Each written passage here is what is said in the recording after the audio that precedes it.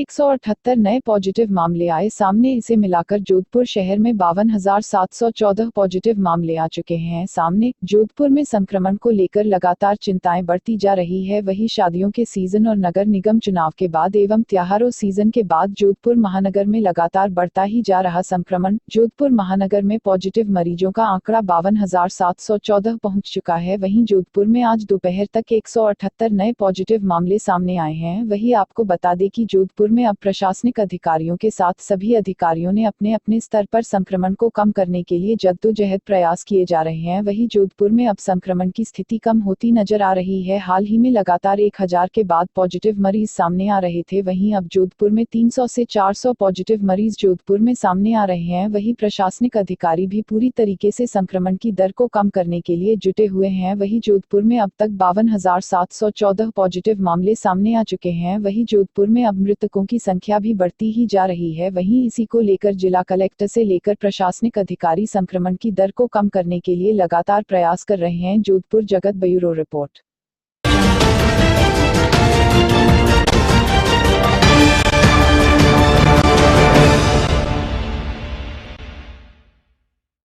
जोधपुर में गुरुवार सुबह से ही छाए रहे बादल, ठंडी हवाओं के साथ ठंड का एहसास होने लगा सूर्यनगरी वासियों को। सूर्यनगरी जोधपुर में गुरुवार सुबह शीतलहर ने लोगों को काफी परेशान किया। लोग घरों में दुबके नजर आए। सुबह पूरे शहर में कोहरा छाया रहा। मौसम विभाग का कहना है कि पश्चिमी विक्षोभ के कारण अगले 2-3 में पारा कुछ और गिरेगा, इससे सर्दी बढ़ जाएगी। विभाग का अनुमान है कि गुरुवार को न्यूनतम तापमान करीब 10 डिग्री व अधिकतम 26 डिग्री के आसपास रहेगा। शहर में बुधवार दोपहर से मौसम बदलना शुरू हो गया था। आसमान में हल्के बादलों ने डेरा जमा लिया था। इस कारण अधिकतम तापमान भी 3 डिग्री कम होकर 26.9 डिग्री तक पहुंच गया। शहर में शाम को चलने वाली तेज हवा के कारण सर्दी का असर बढ़ गया। मारवाड़ में बुधवार को हुई शादियों में शामिल होने वाले लोगों को परेशानी का सामना करना पड़ा। जोधपुर जगत ब्यूरो के लिए दानिश खान व करण सांगा की रिपोर्ट।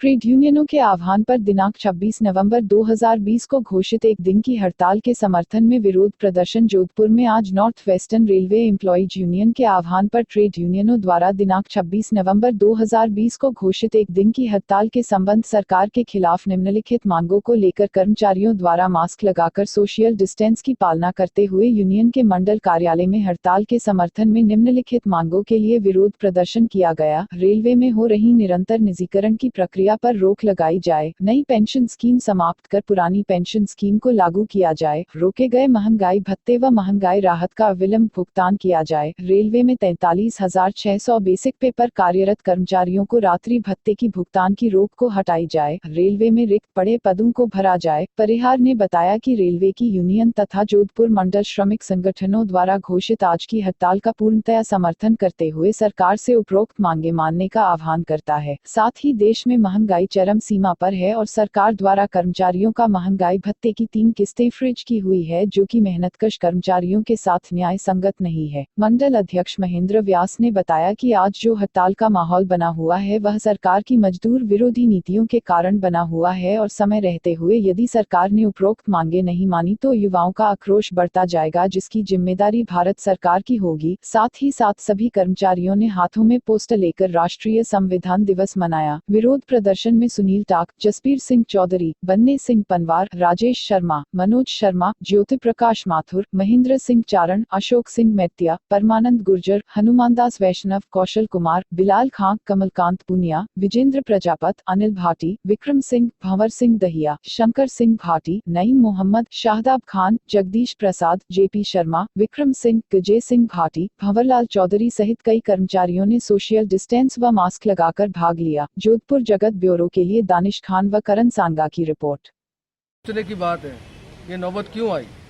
हमारे जिस प्रकार मंडल मंत्री जी ने बताया, डीए फ्रीज को लेकर, न्यू पेंशन स्कीम को लेकर, तमाम उन निजीकरण व निगमीकरण की बातों को लेकर यहाँ पर बहुत रोष भरा हुआ है और तमाम साथी ऐसी विषम परिस्थितियों में भी आपने महसूस किया होगा कि आज अपना कीमती समय निकाल कर इस राष्ट्रव्यापी हड़ताल के अंदर अपना योगदान देने के लिए तत्पर खड़े हैं। मैं ज़्यादा ना कुछ कहते हुए तेजस ट्रेन का एग्जाम्पल आप लोगों के सामने है। चाहे कोविड का हम हौसला दें, चाहे कोविड के बारे में हम उसका ब्यौरा दें कि उसकी वजह से बंद की गई है। बाकी सबको पता है, सबको विदित है।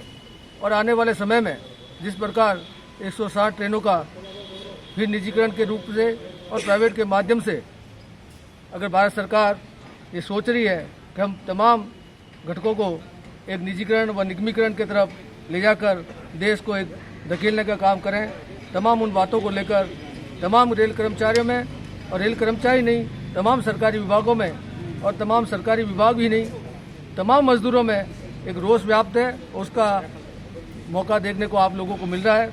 मैं तमाम साथियों को धन्यवाद देना चाहूँगा कि आपके माध्यम से हमारी बात को आगे तक बढ़ाई जाए, और मैं तमाम साथियों को इस हौसला अफजाई। नागरिक अपना जीवन यापन करने में बहुत ही मुश्किल के साथ अपना जीवन यापन कर रहा है। हम सरकार से मांग करते हैं कि निजीकरण नहीं होना चाहिए। निजीकरण किसी भी सूरत में देश के हित में नहीं है। बाजार के भाव कंट्रोल करने चाहिए। महंगाई आसमान को छू रही है, इससे गरीब का जनजीवन अस्त व्यस्त हो गया है। कोविड-19 के चलते ही देश के नागरिकों का जीवन बहुत कष्टमय हो रहा है। आज कोविड-19 जिस तरह बढ़ रहा है, सरकार को चाहिए कि उसके ऊपर भी सकारात्मक कदम बढ़ाते हुए नियंत्रण करने की कार्रवाई करे। मैं पुनः आपके माध्यम से यही कहूँगा, निजीकरण इस देश के हित में नहीं है। नई पेंशन योजना समाप्त की जानी चाहिए। 2020 के अंदर जनवरी से जुलाई का और 21 के अंदर जो कर्मचारियों का डीए फ्रीज करने की बात की है, उसको वापस रिलीज करना चाहिए।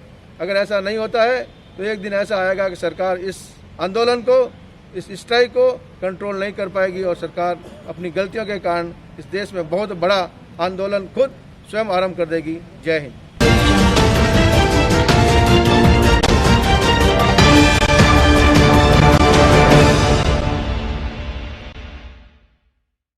चालान को लेकर शहर के भीतरी क्षेत्र में यातायात पुलिसकर्मी से राहगीर से हुई तिखी नोकझोंक। सोशल मीडिया पर वायरल हुआ वीडियो। जोधपुर में कल पुलिस यातायात से जुड़े नियमों की पालना किस तरह कराती है, इसकी बानगी शहर में देखने को मिली। पुलिस ने हेलमेट नहीं होने के नाम पर एक दंपति से 200 रुपए ले लिए, लेकिन चालान काटने की रसीद नहीं दी। इसके बाद दंपति ने जमकर हंगामा मचाया, सड़क पर बैठ धरना देना शुरू कर दिया। इस कारण भीतरी शहर में यातायात जाम हो गया। काफी देर तक चले हंगामे के बाद आखिरकार यातायात पुलिस के हेड कांस्टेबल को चालान की रसीद बनाकर देनी ही पड़ी। भीतरी शहर के कंदोई बाजार पॉइंट पर तैनात हेड कांस्टेबल करुणीदान ने वहां से एक बाइक पर निकल रहे दंपति को हेलमेट नहीं पहना होने पर रोका और चालान के नाम पर 200 रुपए ले लिए। दंपति ने चालान की रसीद मांगी तो यह बोल टरका दिया कि बाद में मिलेगी रसीद। दंपति के जोर देने पर बोला अभी बाजार घूम कर आ जाओ, वापसी में रसीद दे दूंगा। लेकिन यह दंपति रसीद के नाम पर अड़ गई और हंगामा खड़ा कर दिया। लेकिन हेड कांस्टेबल रसीद नहीं देने पर अड़ा रहा। उसने दंपति को धमकाया भी कि राजकार्य में बाधा का मामला दर्ज करवा दूंगा, लेकिन दंपति अपनी बात पर अड़ी रही और वहीं पर बैठ धरना देना शुरू कर दिया। इस कारण शहर की संकरी सड़क पर रास्ता जाम हो गया और दोनों तरफ वाहनों की लंबी कतार लग गई। आखिरकार थक हार हेड कांस्टेबल को चालान की रसीद निकाल दंपति को सौंपनी पड़ी। इस घटना को लेकर वहां मौजूद कुछ लोगों ने वीडियो बनाकर सोशल मीडिया पर वायरल कर दिया। यह वीडियो सोशल मीडिया पर जमकर वायरल हो रहा है। इसके बाद मामला शांत हुआ और दंपति वहां से चले गए। दंपति के दबाव के कारण हेड कांस्टेबल चालान के नाम पर वसूली राशि अपनी जेब में नहीं डाल सका। इस मामले में पुलिस अधिकारियों का कहना है कि चालान की रसीद काट दी गई, कभी कभार थोड़ा विलंब हो जाता है। जोधपुर जगत ब्यूरो के लिए दानिश खान व करण सांगा की रिपोर्ट।